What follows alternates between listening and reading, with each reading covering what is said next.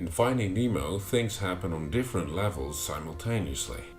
Nemo being trapped in the fish tank also means Nemo is trapped inside the movie screen itself. The fish tank in some way equals the movie screen. This echoes Stanley Kubrick's phrase, "The message is the medium." Everything that's presented inside the movie, the message, eventually is about the movie screen, the medium. For example, Nemo here is longing for the outer world. This is visualized almost in a literal sense. We go from the fish tank through the glass to the outer world.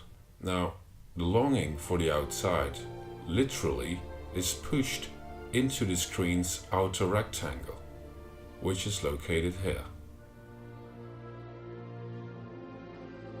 This area, located in the screen itself, is the outside which Nemo and Gill are longing.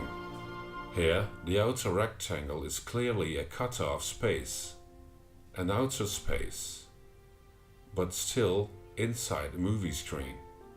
Therefore, the longing to reach the outer rectangle, in a way, means the same as escaping the screen itself. It's a bit of a strange dimensional phenomenon, but it seems to make perfect sense.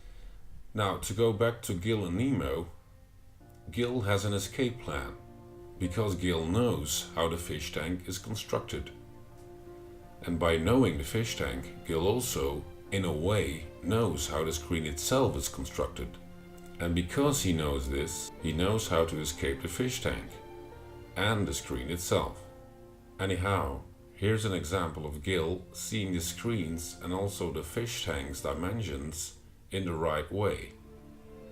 Nemo cannot escape the pipe because he is not in the right position on the screen. But as Gill comes closer, we see Nemo being in the right area of the screen. It's like Gill's presence makes us, as the audience, look better at the screen or the screen's inner dimensions. Nemo now is positioned in the area of the spiral center. The spiral center is the gateway between in and out. That's why the pipe, in which Nemo is trapped right now, is positioned in the area of the spiral. Eventually Nemo gets out of the pipe, which means that Gill has found a fish who can go through the spiral center, the pipe between the inner and the outer world. Basically, Nemo is Gill's perfect escaping tool. Here, Gill and Nemo are lying in a tray, which mirrors the inner square of the movie screen. The inner square basically is a kind of a safe zone, or in this case, the area in which they are trapped or want to escape from. Escaping a tray means escaping the screen's inner square. Eventually, escaping the square only is possible through the spiral center. These are the so-called inner rules of the movie screen. The spiral center is the place into which Nemo has to go in order to escape the dental room and of course the screen itself. And Gill seems to know this. Gill also knows that Nemo right now is the perfect fish in the perfect escaping position. Nemo is an in-betweener.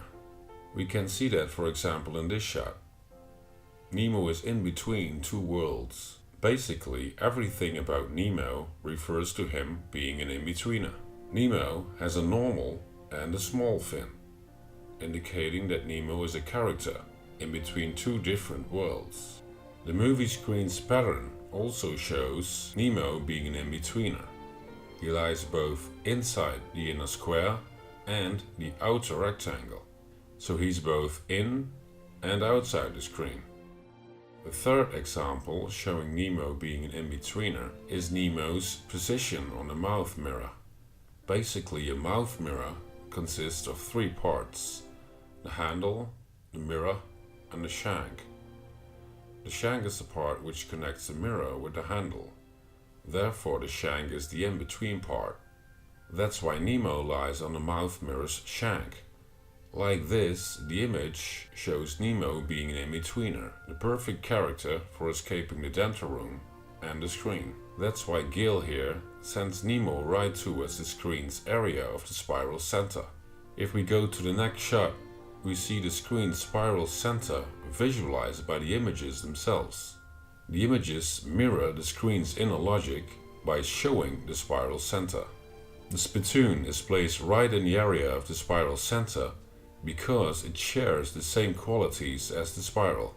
In this way, Nemo escapes the dental room and also the movie screen.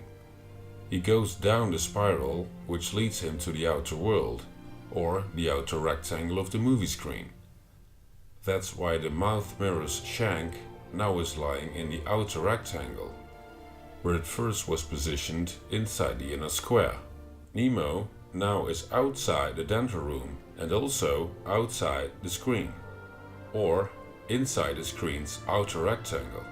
Nemo went from the tray through the drain to the ocean, or in other words, he went from the inner square through the spiral center to the outer rectangle. This seems to be the escape route, displayed here in this shot very obviously. The water goes from the inner square to the spiral center to the outer rectangle,